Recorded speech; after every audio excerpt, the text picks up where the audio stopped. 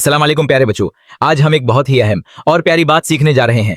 क्या आप जानते हैं कि हम हर काम से पहले बस्मल्लाह क्यों कहते हैं? अगर नहीं तो आइए एक खूबसूरत कहानी के जरिए समझते हैं। अहमद एक छोटा सा मासूम बच्चा है।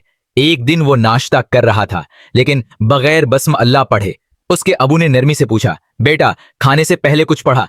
अहमद ने जवाब दिया, जी नहीं, बस भूख लग रही थी तो खाना शुरू कर दिया। अबू मुस्कुरा कर बोले, बेटा हर काम से पहले बिस्मिल्लाह कहना चाहिए, उससे अल्लाह ताला की बरकत आती है। अबू ने अहमद को एक कहानी सुनाई। दो भाई थे, अली और जीद। अली हर काम से पहले कहता बिस्म अल्लाह अर्रहमान अर्रहीम। जीद कभी नहीं कहता था। एक दिन दोनों ने आम खोले। अली ने बिस्म अल्लाह कहकर आम खाया। जीद ने कुछ न कहा और फौरन खाने लगा। फिर क्या हुआ? अली का आम मीठा और साफ था, लेकिन जीद का आम जमीन पर गिर गया और खराब हो गया।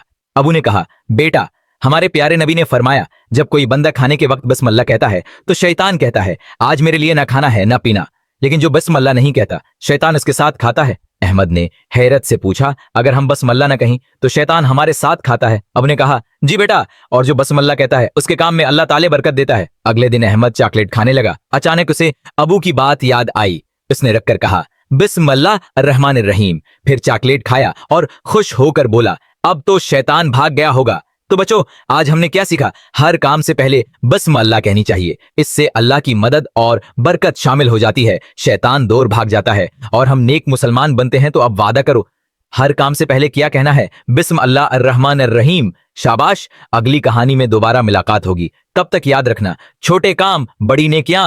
अल्लाह हाफिज।